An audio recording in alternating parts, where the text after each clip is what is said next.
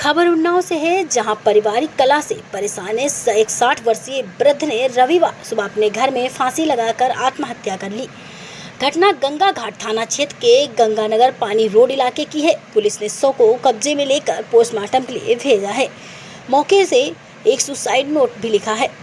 इसके आधार पर जांच की जा रही है। मृतक की पहचान राम नरेश मिश्रा 60 पुत्र स्वर्गीय लक्ष्मी नारायण मिश्रा के रूप में हुई है। वह गंगानगर पानी रोड के निवासी थे। बताया जा रहा है कि राम नरेश पहले कानपुर में प्राइवेट नौकरी करते थे और 8 दिन पहले ही नौकरी छोड़कर घर आए थे। रविवार सुबह जब वह काफ़ी देर तक अपने कमरे से बाहर नहीं निकले तो परिजनों को शक हुआ। दरवाज़ा खोलने पर उनका शव साड़ी के फंदे से लटका हुआ मिला। बता दें कि परिजनों ने मृतक के बेटे राहुल मिश्रा की पत्नी रिया शुक्ला और उसके मायके पक्ष के लोगों पर गंभीर आरोप लगाए हैं। उनका कहना है, करीब 3 साल पहले राहुल की शादी के बाद से ही परिवार में विवाद चल रहा था। पिछले 2 वर्षों से पति पत्नी के बीच लगातार झगड़ा होता था।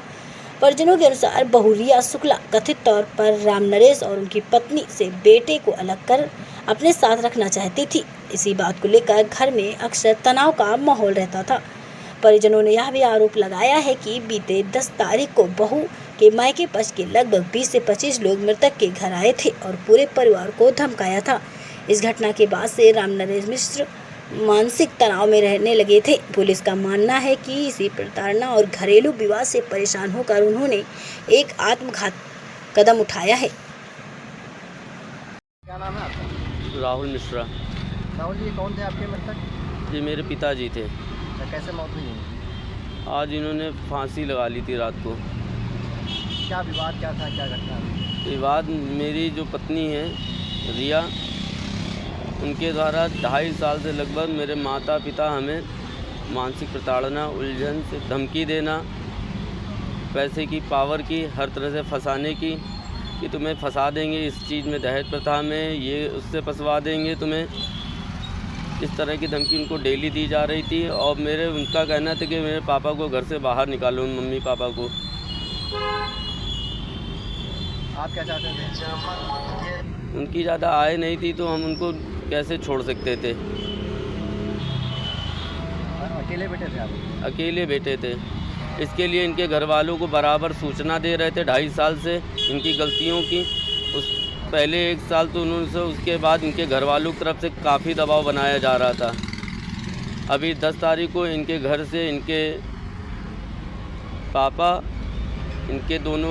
इनके चाचा आए थे और इनके भाई, इनकी बहनें, लगभग 20 से 25 आदमी मेरे घर पे आए थे 10 तारीख को।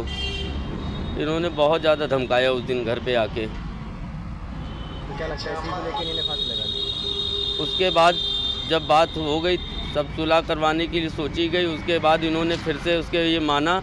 गलती मानने के बाद फिर से इन्होंने धमकाना चालू कर दिया था कि घर में से माता पिता को सबको बाहर निकालो, हमें रहना ही नहीं है। क्या साल हो गए थे शादी के? हमारी शादी को 3 साल हो रहे थे। जब से विवाद चल रहा था? तब से चल रहा था। अब क्या कार्रवाई चाहते हैं आप? हम सरकार, पुलिस से लगभग यही चाहते हैं कि बस जो इन्होंने मेरे साथ किया है उसके लिए हम इनको सख्त कार्रवाई हो और उचित दंड मिले इनको।